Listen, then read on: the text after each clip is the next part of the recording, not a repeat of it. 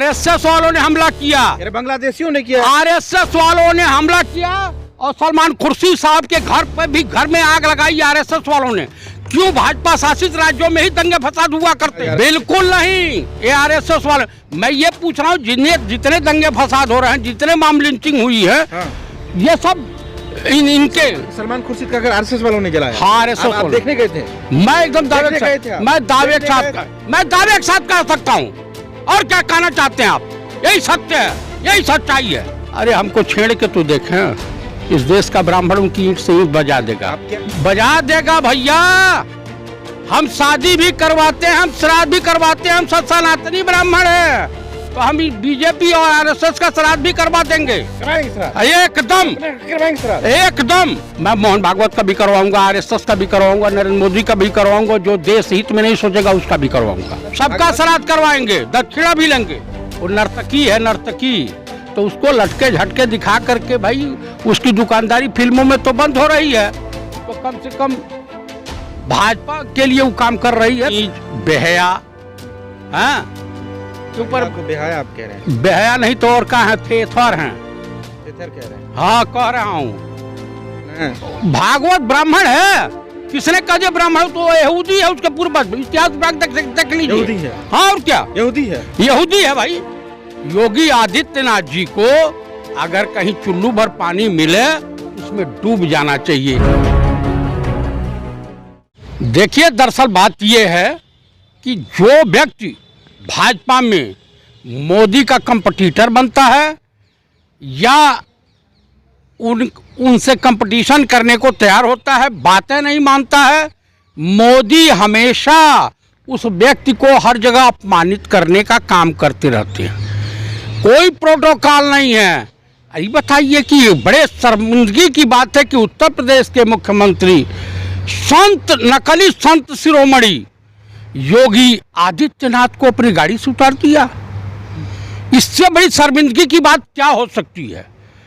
और योगी आदित्यनाथ जी को अगर कहीं चुल्लू भर पानी मिले तो उसमें डूब जाना चाहिए। आप इतने बड़े पीठाधीश्वर हो करके और आपका अपमान एक गुजरात से आया हुआ जुमलेबाज, झूठ बोलने वाला देश के माननीय प्रधानमंत्री करें, इससे शर्मिंदगी की कोई बात नहीं हो सकती है।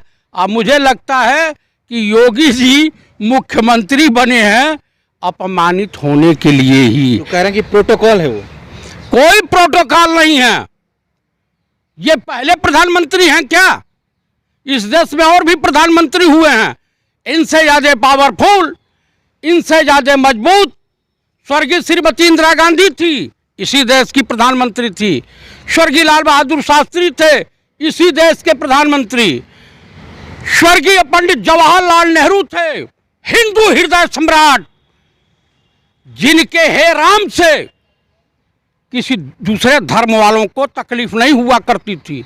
इस देश में राजीव गांधी जैसा संत, पंडित राजीव गांधी जैसा विद्वान प्रधानमंत्री हुए। इसी देश में महान, दुनिया के महान अर्थशास्त्री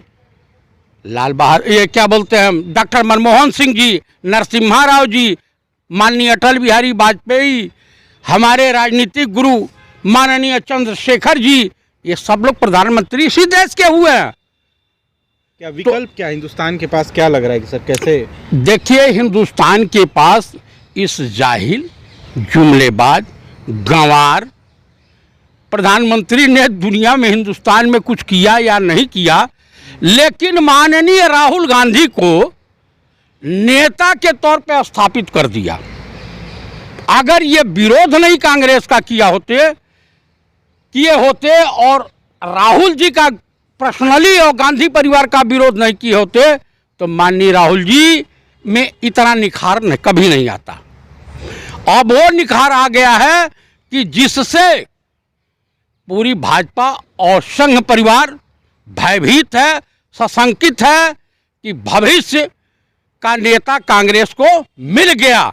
इस देश का जो है 2024 का प्रधानमंत्री के रूप में दावेदार मिल गया। 2024 में माननीय राहुल गांधी इस देश की प्रधानमंत्री की कुर्सी संभालने के लिए तैयार हैं। वसीम रिजवी और यति नरसिंहारन जी एक हो गए हैं, किताब का खूब विमोचन कर रहे हैं।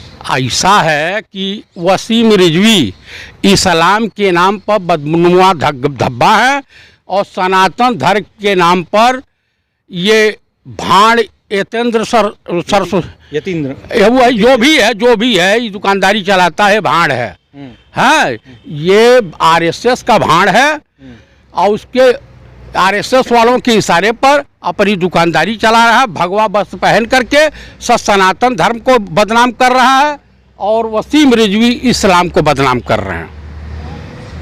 यमुना एक्सप्रेस वे का भी उद्घाटन हुआ है नरेंद्र मोदी जी ने। रोड पे जो है हाईवे पे कई हेलीकॉप्टर्स जहाज उतारा गया है उद्घाटन के लिए, इसको कैसे देख रहे हैं? देखिए, इस देश में लूट मची है।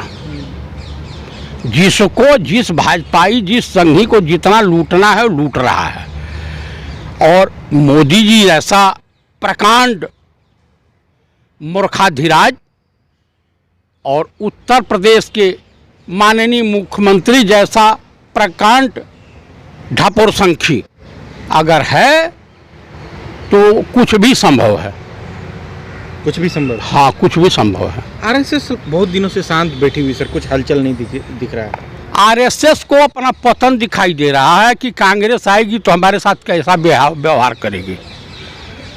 तो इसलिए आरएसएस चिंतित है कि उत्तर प्रदेश भाजपा के हाथ से निकल रहा है, इसके लिए हम क्या करें, क्योंकि वहाँ का सनातनी ब्राह्मण समाज जो है वो सीधे कांग्रेस के साथ तटस्थ होकर खड़ा हो गया। 17% की आबादी है और ब्राह्मण समाज जब ललकार के चलेगा तो सपा बसपा को मुसलमान सुरमा लगाने के लिए भी नहीं मिलेगा। कांग्रेस की सरकार बनने जा रही है। आप लोगों को कांग्रेस की सरकार बनने के बाद मैं मिठाई खिलाऊंगा। आप मिठाई खिलाएंगे? हाँ, पक्का खिलाऊंगा। भाजपा वाले कह रहे हैं कि आपको मिठाई खिलाएंगे। भाजपा वालों की हैसियत है, आज तक जयप्रकाश चतुर्वेदी सनातनी ब्राह्मण स्वाभिमानी कभी इनसे एक चिट्ठी लिखवाने गए। नरेंद्र मोदी योगी जी से बड़का ब्राह्मण है, हम उनके बाद से बड़का ब्राह्मण है। भागवत ब्राह्मण है, किसने कहा जो ब्राह्मण तो यहूदी है, उसके पूर्व इतिहास देख लीजिए। यहूदी है? हाँ, और क्या, यहूदी है। यहूदी है भाई। आपको कोई शक लग रहा है? आप भी जो भी ब्राह्मण वंशावली 1952 में शुक्ला जी ने लिखा था, वहाँ के बीएचयू के प्रोफेसर हुआ करते तो उसको उठा के पढ़ लीजिए, समझ में आ जाएगा। उसमें ये कहीं नहीं है कोकड़ी। इसीलिए मारकाट मचा हुआ है देश में। देखिए, ब्राह्मण शांत स्वभाव का होता है, वो देश प्रेमी होता है, वो अंधविश्वासी बकलोल अंधभक्त नहीं होता है, वो ईश्वर में आस्था रखता है। सनातनी ब्राह्मण धर्म की रक्षा हेतु कष्ट सहता है, वेद शास्त्रों की रक्षा हेतु, लेकिन हिंदुज़म और हिंदू से उसको कुछ लेना देना नहीं है। कंगना ने फिर महात्मा गांधी पर विवादित बयान दे दिया है। अच्छा, ये बताइए, अब मैं बयान कंगना जैसी क्या कंगना बदतमीज बेहया हाँ के ऊपर बेहया आप कह रहे हैं? बेहया नहीं तो और कहाँ है, थेथर हैं। थेथर कह रहे हैं? हाँ, कह रहा हूँ। वो नर्तकी है, नर्तकी, तो उसको लटके झटके दिखा करके भाई उसकी दुकानदारी फिल्मों में तो बंद हो रही है, तो कम से कम भाजपा के लिए वो काम कर रही है, तो भाजपा का दुकानदारी चले। भाजपा वालों को चाहिए कि उसको अपना प्रवक्ता नियुक्त करना, ज़्यादा उससे ज़्यादा ख्याति प्राप्त होती रहेगी। पद्मश्री मिला, उनको जलन हो रही है आपको? मुझे काहे जलन होगी, मुझे काहे जलन होगी भैया।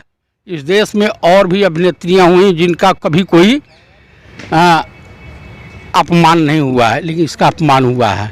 इसी देश की नरगिस दस्ती देश की पहली फिल्म अभिनेत्री जो राज्यसभा के लिए नामित हुई थी। अगर उसने कह दिया कि आज़ादी भीख में मिली है, असली आज़ादी नरेंद्र मोदी के 2014 में जब नरेंद्र मोदी आए तब मिली है, तो उसमें दिक्कत कहाँ आ रहा है? दरअसल आरएसएस ऐसे लोगों से बयान दिलवा करके देश का टेम्परेचर देखना चाहते हैं कि देश में क्या बगावत हो सकती है, देश की जनता आरएसएस और बीजेपी के खिलाफ जा सकती है। इस तरह से उलूल जुलूल बयान दे करके और टेम्परेचर देश का नाप रहे हैं, लेकिन टेम्परेचर उनको उत्तर प्रदेश में देखने को मिल रहा है। अमित शाह ने कहा कि सड़कें जो बनी हैं वो यूपी में वो व्यवसाय को बढ़ावा देगा। अमित शाह ने तो अपने लड़के को बढ़ावा दे ही दिया है व्यवसाय में, और मोदी जी वो सड़कें अडानी अंबानी को दे करके माल कमाएंगे। तमाम एयरपोर्ट, तमाम देश की सरकारी संस्था को मिलते हैं। कैसे अगर सड़कें बनाई गई है तो दिक्कत कहाँ है? सब सही तो है, व्यापार को बढ़ावा मिलेगा। अरे भाई, हम तो कह रहे हैं देश तरक्की इतना ज़्यादा कर लिया है कि हिंदुस्तान के दोनों हाथ में नरेंद्र दामोदर दास मोदी के रिजीम में कटोरा आ गया भीख मांगने के लिए। कहाँ भीख मांग रहा है? कहाँ कोई भीख मांग रहा है? अरे क्या अरे कर रहे हैं? गलवान घाटी का जब मुद्दा उछला तो उसमें हमारे देश के प्रधानमंत्री कहे कि न कोई घुसा है, न कोई आया है, न कोई गया है, न कोई किसी पोस्ट पे कब्जा हुआ था। और उसके बाद 68,000 करोड़ रुपया चाइना से इनाम के तौर पे ले लिए। मुसलमानों को कैसे देखने से हिंदुस्तान में, त्रिपुरा, असम में जिस तरीके से मुसलमानों का के साथ आरएसएस उत्तर प्रदेश और 5 स्टेट का चुनाव जो है ये हिंदू मुसलमान के तौर पर किया तो कुछ है नहीं। विकास के मुद्दे पर चुनाव लड़ नहीं सकते, रिपोर्ट कार्ड दिखाने का इनके पास कोई चांस है नहीं। तो इसलिए कि हिंदू मुस्लिम, भारत पाकिस्तान, मंदिर मस्जिद और देश की जनता आप समझ रही है कि जुमलेबाज हैं, झांसेबाज हैं और ठग हैं। अब इनके झांसे में नहीं आना है। भागवत जी तो कह रहे हैं कि मुस्लिम पे टिप्पणी करना गलत है, वो हमारे भाई हैं। तो त्रिपुरा का दंगा वहाँ इन्हीं की सरकार है कि कांग्रेस की सरकार है? पंजाब में दंगे बांग्लादेशियों ने किया है। आरएसएस वालों ने हमला किया। बांग्लादेशियों ने किया। आरएसएस वालों ने हमला किया और सलमान खुर्शीद साहब के घर पे भी घर में आग लगाई आरएसएस वालों ने।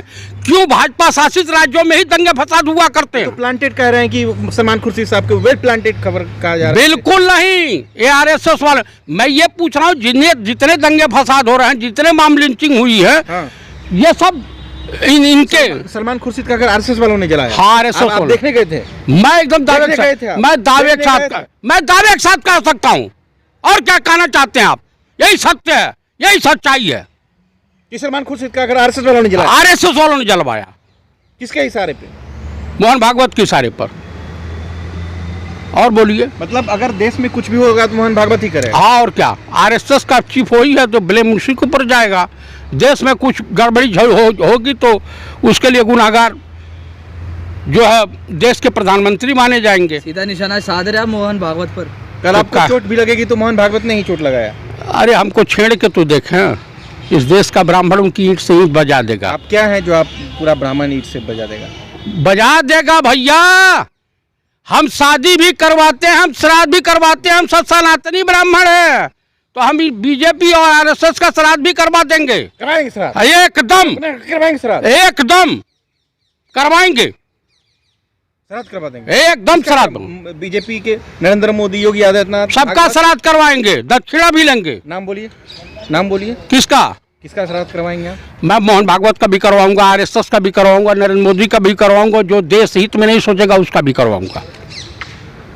अंतिम संस्कार हमारा पेशा है, हमारा काम है। हम देश के लिए जीते हैं, देश के लिए मरेंगे। ये तो मोदी जी भी कह रहे हैं कि देश के लिए जीते हैं। वो देश के लिए नहीं जीते हैं, कह दिए पाकिस्तान चले जा बिरयानी खाने।